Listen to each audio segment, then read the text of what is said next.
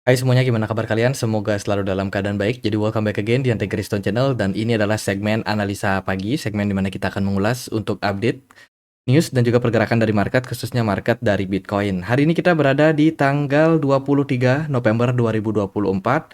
Overall market Bitcoin crypto lumayan bagus ya performanya, terutama Bitcoin tuh mencapai all time high baru mendekati 100.000 US dollar. Sebuah level psikologi yang menurut saya akan menarik sekali untuk kita nantikan apakah berhasil dicapai atau tidak. Oke, pembahasan kita akan mulai dulu dari kalender ekonomi. Hari ini hari Sabtu, jadi sentimen mungkin tidak ada. Beberapa market juga bakalan close ya untuk perdagangan hari ini. Jadi siap-siap tuh sama volume perdagangan yang bakalan menurun.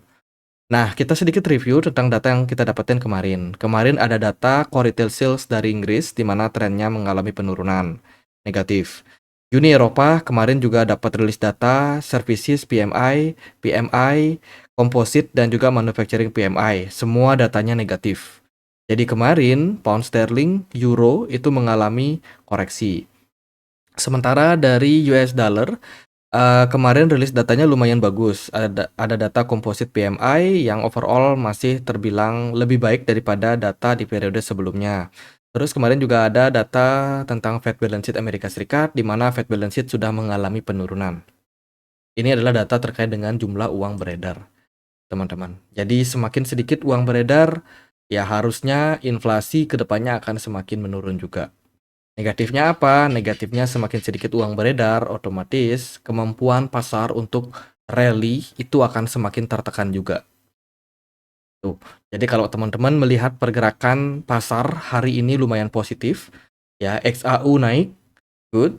Kemudian indeks dolar ya karena mata uang tandingan lainnya justru malah koreksi, US dollar masih strong. Kemudian ada S&P 500 yang masih bisa naik 0,4%, Bitcoin dan kawan-kawan juga masih strong di kisaran 99.000 something ya, dan ya yang harus dikorbankan beberapa altcoin kemarin. Meskipun ada beberapa altcoin kemarin yang sangat perform bagus kayak XRP, kemudian Algorand, lalu ada Solana mencapai all time high baru ya di perdagangan kemarin. Cardano juga ini mau $1. Jadi beberapa altcoin performnya sangat bagus, tapi mayoritas altcoin memang masih belum terlalu perform dan Bitcoin masih sangat-sangat memimpin teman-teman dari dominasinya. Itu jadi kondisi dari pasar saat ini menurut saya harus teman-teman waspadai ya. Fed balance sheet yang turun ini bisa menjadi salah satu kuncinya. Kenapa? Andai kata nih ketika Bitcoin mengalami rally sementara gold mengalami penurunan, di situ aku masih cukup yakin kalau Bitcoin masih akan punya peluang. Tapi ketika semua aset justru rata-rata naik, di sana saya melihat bahwa ini ada sesuatu hal yang mungkin akan terjadi ke depannya. Garis bawahi itu kemungkinan koreksi. Entah itu koreksi akan terjadi di market gold-nya, atau saham Amerika Serikat, atau justru malah Bitcoin. Jadi 3 aset terbesar tersebut kemungkinan akan mendapatkan outflow. Karena tidak mungkin semuanya bisa naik berbarengan di saat Fed balance sheet mengalami penurunan. Ya mungkin bisa naik secara jangka pendek. Ya 1 hari, 2 hari, 3 hari. Tapi tidak akan lama. Pasti akan terjadi koreksi antara 3 aset kelas yang besar ini, teman-teman. Jadi tetap waspada dengan hal yang terjadi ke depannya. Oke, ada beberapa berita yang sangat penting harus aku sampaikan. Pertama-tama aku mau informasikan buat teman-teman yang punya USDE, teman-teman bisa mendapatkan APR sampai 34% di Gate.io. Jadi bisa transfer USDE kalian ke Gate.io, kemudian teman-teman bisa hold ya, staking di sini dengan APR yang cukup besar. Masa berakhirnya itu sampai 28 November nanti. Itu untuk informasi lebih lanjut, cek link yang ada di kolom deskripsi. Fear and Greed Index kemarin menunjukkan level 94. Posisi extreme fear. Aku sangat tidak rekomendasikan buat teman-teman yang pengen FOMO dalam posisi seperti ini. Kita sudah wajib pasang kuda-kuda mengantisipasi tentang koreksi yang berpeluang terjadi pada jangka waktu pendek. Kemudian kalau kita lihat dari beberapa prediksi, kemarin aku dapat sebuah gambar yang berisikan screenshot tentang potensi koreksi yang bisa terjadi mungkin beberapa minggu ini atau beberapa hari ke depan. Nah, ChatGPT melakukan analisanya, teman-teman. Jadi ChatGPT mencoba untuk mencari tahu di mana kira-kira level resistance yang berpeluang untuk menjadi level koreksi pada Bitcoin. Nah, kalau kita lihat dari penelusuran ini, ya, ChatGPT mengatakan bahwa ada level potensial yang akan menjadi titik puncak untuk Bitcoin sebelum akhirnya koreksi. Yang pertama adalah area 100.000 dan juga 102.000. Setelah menyentuh level tersebut, kemungkinan akan ada aksi taking profit yang dilakukan oleh para trader. Koreksi kemungkinan akan membawa harga kembali ke area support berikutnya. Ini by ChatGPT. Belum tentu benar, tapi yang paling penting adalah aku mengajak teman-teman udah mulai mengantisipasi apa yang kemungkinan bisa terjadi ke depan. Jadi yang paling penting sedia payung sebelum hujan. Andai kata nanti koreksi, pasarnya teman-teman udah nggak kaget lagi. Itu, posisi extreme greed itu selalu menjadi salah satu peluang untuk pasar juga mengambil profit taking, ya. Seperti istilah yang dikemukakan oleh Warren Buffett ya, terkait dengan eee, takutlah ketika orang-orang mulai tamak, mulai rakus. Saat ini posisinya sudah greedy, pasar extreme greedy. Jadi teman-teman udah wajib takut dalam posisi seperti ini. Kita berpemikiran terbalik dengan apa yang dilakukan oleh pasar supaya menghindari sangkut. Oke, banyak news bagus dari politik, dari data on-chain, dari ETF adoption ya, beberapa perusahaan sudah mulai mengadopsi, Bitcoin dan juga Bitcoin ETF, tapi ada data on-chain yang sepertinya kita lewatkan. Kemarin Glassnode ada rilis data terkait dengan data on-chain. Mari kita coba untuk buka ringkasannya. Yang pertama adalah Bitcoin and Community Price, 90 days performs. Kalau kita lihat dari posisi saat ini, beneran bagus, performa Bitcoin sudah melampaui gold dan juga silver. Ini menunjukkan indikasi bahwa saat ini pasar sangat tertarik terhadap Bitcoin. Ya, good news. Kalau kita melihat dari MVRV Extreme Deviation Price Band, kita melihat Bitcoin saat ini sedang berada dalam posisi resistance. Kalian bisa perhatikan band yang terbentuk atau garis batas yang terbentuk saat ini sudah melampaui level tertingginya. Biasanya dalam sebuah siklus, pergerakan Bitcoin akan cenderung korektif setelah menyentuh atau melewati garis tersebut. Jadi kalau ChatGPT memprediksi pergerakan Bitcoin kemungkinan koreksi, menurut saya itu cukup make sense, ya. Jadi garis bands-nya itu sebenarnya ada di kisaran harga 90,2 ribu. Artinya kalau data diupdate, data terbaru diupdate, ya harusnya sih pergerakan Bitcoin itu sudah ada di sekitaran sini, di 100 ribuan something. Ya, 99.000. Kita bulatkan jadi 100 ribu. Harusnya sudah ada di atas. Maka di level-level tersebut kemungkinan akan ada potensial koreksi. Cooling down dulu setelah kenaikan yang lumayan ekstrim tinggi. Oke, kita lihat dulu dari analisa berikutnya. Long term holder pada Bitcoin saat ini dalam posisi yang masih lumayan profit ya. Mereka profit sudah sampai melampaui 150% ke atas. Jadi artinya long term holder saat ini masih punya banyak unrealized profit. Nah, dari data ini, long term holder and US spot ETF balance position change.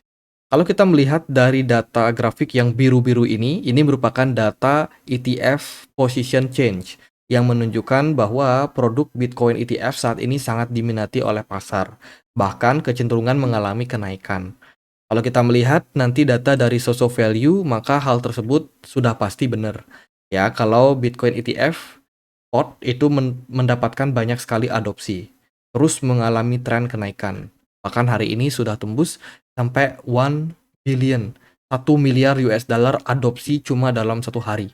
Itu fantastis banget. Artinya ada FOMO yang terjadi oleh para institusi ataupun retail yang membeli produk ETF Bitcoin.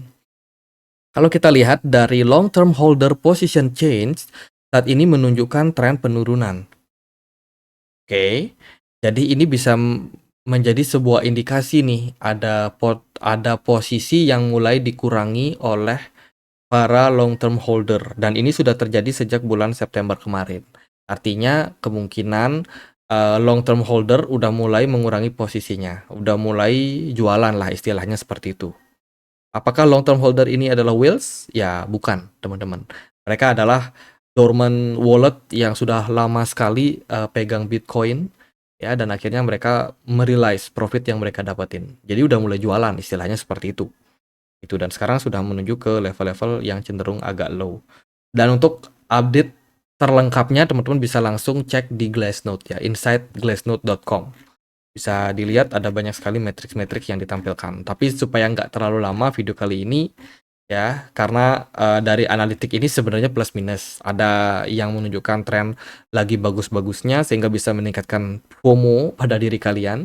Ada juga beberapa data yang menunjukkan bahwa saat ini kita sudah berada dalam level peak-nya, di top-nya. Jadi udah mulai harus mengantisipasi hal tersebut. Jadi itu bisa langsung baca di Glassnode ya. Oke, kita lihat juga sebuah cuitan dari Koh Gabriel. Ini adalah si founder dari Thrift Exchange ya. Dia melihat bahwa BTC Dominance saat ini sudah tembus kenaikan sampai 62%-an. Ya, ini adalah titik tertinggi yang sudah dilewati. Kalau kita melihat dari masa lalunya, biasanya Bitcoin Dominance itu maksimum cuma capai kenaikan 60%. Setelah itu dia akan koreksi. Akan ada rotasi dari dominasi dari aset Bitcoin ke altcoin. Biasanya akan masuk ke fase alt season. Nah, apakah alt season akan datang dalam jangka waktu pendek? Ya, terlebih kalau kita melihat dari data, Bitcoin udah mulai panas ya, udah mulai extreme greedy. Kalau kita berharap akan ada rotasi, kemungkinan momentumnya udah dekat.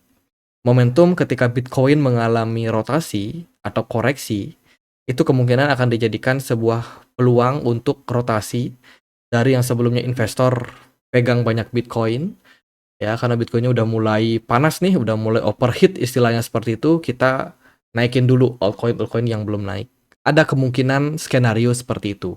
Jadi nggak serta-merta ya ketika data menunjukkan bahwa Bitcoin ini sudah berada dalam level tertinggi, kemungkinan bakalan crash, dump, atau mungkin koreksi agak dalam. Ya bisa jadi inflow justru masuk ke altcoin. Bisa jadi, belum tentu juga. Tapi yang pasti ada peluang seperti itu. Gitu. Makanya ya saya melihat bahwa dalam jangka waktu dekat kemungkinan bakalan ada potensial sih untuk market altcoin akan mendapatkan momentumnya. Saya terus memperhatikan posisi dari apa namanya? Posisi dari BTC Dominance yang menguat ini tidak diimbangi dengan peningkatan jumlah smart money. Jadi saya sudah mulai mendeteksi bau-bau penurunan smart money pada BTC Dominance. Jadi kemungkinan potensial koreksi pada BTC Dominance dalam jangka waktu dekat. Cuman masalah waktu aja aku nggak bisa prediksi kapan tanggalnya. Tapi penurunan ini sudah mulai kecium, teman-teman. Oke, itu dari beberapa data dan juga opini ya. Jadi mungkin nggak semuanya fakta, tapi semuanya adalah analisa, opini, dan juga bisa teman-teman jadikan sebagai bahan pertimbangan. Oke, kita sedikit kembali lagi ke social value terkait dengan data inflow pada Bitcoin ETF. Kemarin didominasi oleh BlackRock, mendapatkan akumulasi yang sangat besar sampai 600 juta US dollar. Sementara dari Grayscale ada arus keluar sampai 7 juta US dollar. Arus keluar dari Grayscale ini makin lama makin kecil ya. Terus juga ada Fidelity, kemarin banyak investor yang FOMO di sana 300 juta US dollar akumulasi pada Bitcoin Spot ETF. Sementara dari Ethereum trennya masih dalam koreksi. Grayscale masih dalam arus keluar. Itu. Sementara dari BlackRock kemarin belum ada akumulasi. Dilihat dari posisi saat ini sepertinya Ethereum ETF udah mulai semakin kecil tekanan jualnya. Oke, sedikit dari geopolitik kemarin dari Twitter, MFA Rusia itu memberikan video statement dari Presiden Vladimir Putin terkait dengan antisipasi mereka menghalau serangan dari Ukraina. Teman-teman, perang belum selesai. Ya, perang belum selesai. Rusia kemarin mengatakan di dalam sebuah videonya ya, melalui presidennya terkait dengan saat ini mereka sedang bersiap tentang adanya kalau ada serangan nih. Mereka udah siapkan misil untuk melakukan counter attack. Jadi ya ini bisa menjadi salah satu berita atau narasi yang bisa bikin market koreksi juga kalau seandainya serangan kembali dilakukan oleh salah satu pihak gitu. Jadi ya belum aman. Jadi antisipasi aja. Memang Rusia tidak mengancam secara langsung. Dia cuma pengen bertahan dan kalau ada serangan mereka akan siap untuk counter attack. Jadi waspada buat teman-teman. Itu. Kemudian MicroStrategy kemarin juga telah menyelesaikan ya apa namanya? Auction, menyelesaikan lelang surat utang mereka ya sampai 3 miliar US dollar mereka dapatin dengan return hanya 0% yang nanti bisa ditukarkan menjadi kupon dan juga saham ya. Itu jadi ya MicroStrategy bisa dibilang sangat sukses. Sepertinya dalam jangka dekat mereka akan kalkulasikan lagi. Mereka akan siap untuk buy Bitcoin lagi sepertinya lewat dana obligasi yang mereka sudah dapatin dari banyak investor ini. Kemudian ada SEC komisioner Jamie Lizaraga itu resign, teman-teman. Ini adalah salah satu orang yang juga memberikan nasihat ya kepada Gary Gensler terkait dengan regulasi-regulasi yang ada di kripto. Dia juga adalah anggota dari Demokrat, teman-teman. Partai yang sama dengan Gary Gensler, partai yang sama dengan Joe Biden. Ya itu. Jadi setelah pengumuman si Gary Gensler yang resign dan Jamie ini juga mengumumkan resign 3 hari sebelum Gary Gensler resign. Tanggal 17 Januari dia akan resign. Jadi sepertinya orang-orang yang ada di SEC ini bakalan dirombak ya, diisi dengan orang-orang yang lebih pro terhadap kripto. Semoga saja seperti itu. Kemudian berita terbaru datang dari Charles Schwab. Ini adalah salah satu perusahaan financial keuangan. Dikabarkan menyesal nggak beli Bitcoin, nggak beli kripto, teman-teman. Jadi setelah semuanya sekarang rame, ya kan, Ethereum ETF, Solana ETF yang kemungkinan bakalan diajukan nih proposalnya. Dan dia melihat bahwa wah ini udah terlalu lambat ya, udah banyak kehilangan momentum lah. Charles Schwab ini melihat hype-nya Bitcoin yang saat ini sudah sangat-sangat tinggi. Jadi financial asset manager ya Charles Schwab itu considering kedepannya mereka akan melakukan diversifikasi ke aset-aset berupa crypto, exchange trade fund atau ETF kripto. Entah itu mungkin termasuk di dalamnya adalah Ethereum, Solana, atau mungkin justru ke Bitcoin. Ya, kenapa nggak beli dari dulu? Lalu ada berita juga dari FTX update terkait dengan distribusi untuk para konsumen. Ya, FTX adalah exchange ketiga yang dulunya paling besar collapse, ya collapse teman-teman. Dan akhirnya dia saat ini sedang dalam planning untuk melakukan recover dana untuk investor-investor mereka. Kabarnya sih distribusi akan dimulai di early 2025, di awal 2025. Banyak yang berspekulasi bahwa Januari adalah momentum mereka ya. Plan ini akan efektif di early January 2025. Jadi bisa dibilang waspada, distribusi akan siap dilakukan. Meskipun distribusi yang mereka janjikan itu masih berupa aset seperti Bitcoin dan juga koin-koin besar lainnya. Itu jadi ya antisipasi aja, memang bukan tanda dam ya. Itu FunEck 21 Share ajukan listing ETF Solana di CBOE. Jadi berita terbaru ya, ETF Solana mulai dinaikkan. Kali ini ada investor besar kayak FunEck 21 Share setelah sebelumnya Canary juga sudah meluncurkan ya Solana ETF mereka proposalnya, teman-teman. Itu kemudian FunEck juga ikutan, Bitwise nggak mau ketinggalan. Jadi saat ini sudah ada 4 perusahaan ya dari 21 Share, Canary, Bitwise sama FunEck sudah mengajukan ETF Solana. Kapan di-approve? Kemungkinan nunggu si ketua SEC yang baru. Ya, karena kan Donald Trump bakalan menjabat, si Gary Gensler resign Januari tanggal 21.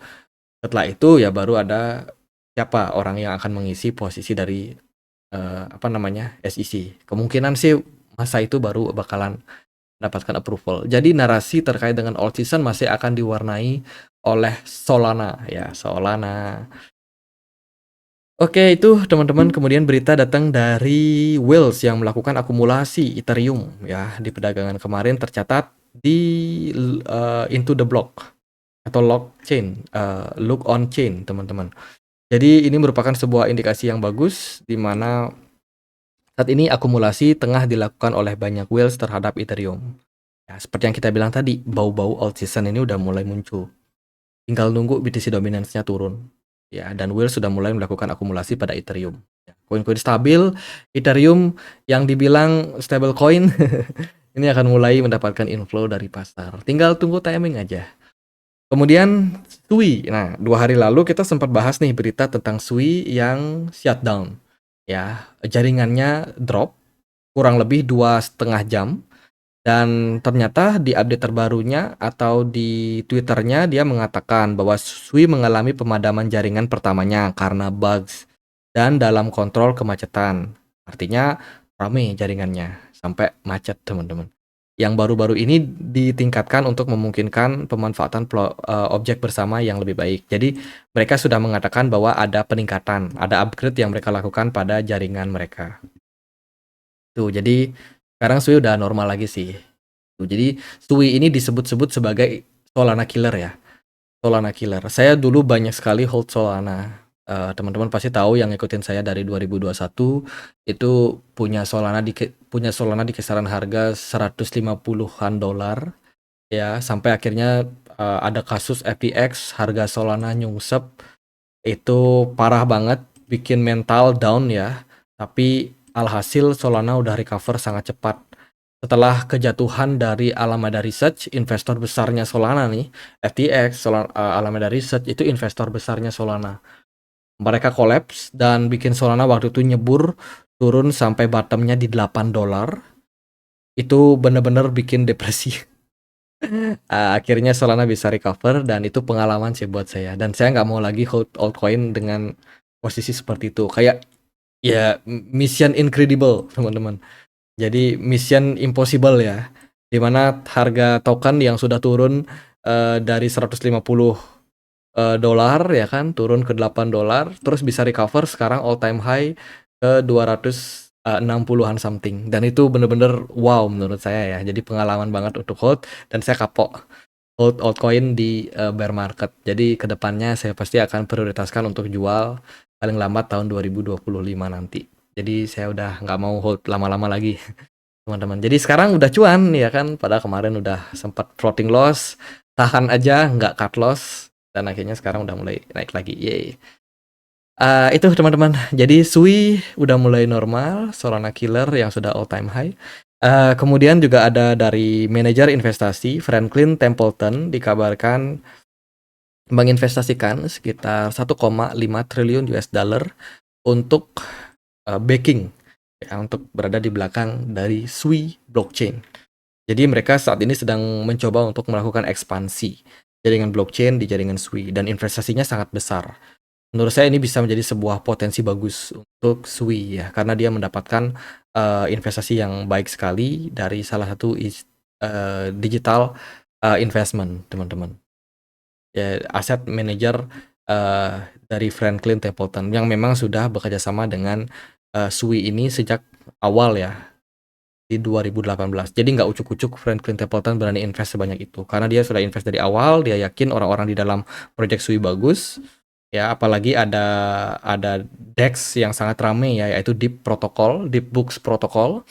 Itu juga bisa menjadi salah satu bukti bahwa Sui ini punya potensi kedepannya diadopsi lebih besar dari yang terjadi saat ini. Gimana pergerakan dari harga? Kalau kita perhatikan, Bitcoin overall masih bagus. Secara time frame daily belum ada indikasi pembalikan arah. Trennya masih bagus, dan saat ini kita berpeluang untuk menyentuh area level psikologi di 100 dolar, 100.000 dolar. Ekspektasi saya sih sebenarnya target ada di 110 dolar. Agak tinggi ya. Tapi ChatGPT sudah memprediksi Bitcoin akan koreksi di kisaran 100 $100 sampai $100.000 sampai $102.000. Dan ya itu teman-teman. Jadi waspada aja buat teman-teman. Kalau dari saya nggak mau bikin teman-teman FOMO lagi, Bitcoin udah rally lumayan tinggi. Kalau mau masuk, tunggu koreksi. BTC Dominance ini adalah yang saya nantikan untuk turun. Kemarin dia sempat drop, lumayan bagus sampai ke 3.200 ya, tapi akhirnya dia bounce back di level tersebut dan masih punya peluang untuk koreksi terbatas secara jangka pendek. Kalau dari saya sih melihat pergerakan Bitcoin yang sudah sangat impulsif seperti ini, untuk lebih kayak waspada aja buat kita. Ya, saya sendiri mencoba untuk mencari, kira-kira kalau Bitcoin koreksi, koreksinya ke level berapa sih? Nah, ini pasti teman-teman juga banyak yang, bingung ya. Oke, andai kata pergerakan Bitcoin beneran koreksi setelah Bitcoin tembus level $100.000, maka kita akan bisa melihat potensi koreksi turun atau koreksi ke area yang menjadi support kuatnya. Support kuat saat ini ada di kisaran level $81.000. Jauh ya, jauh banget teman-teman. Makanya Bitcoin udah naik tinggi, jangan dikejar terus, takutnya nanti dia cuci gudang, bongkar muatan ya, bongkar muatan dan whales taking profit, retail justru malah panik jual. Takutnya seperti itu. Dan kalau dia turun dari level all time high-nya di $100 misalkan, ya andai kata nih level $100.000 itu merupakan all time high dari Bitcoin dan akhirnya dia koreksi, maka potensial penurunannya itu sekitar 19,5%. Sangat-sangat dalam. Ada juga yang memprediksi bahwa kalau tren Bitcoin masih bagus dan kemungkinan Bitcoin cuma koreksi ke level Fibo 78,6%. Bisa jadi $90.000 adalah area support terdekat untuk Bitcoin saat ini.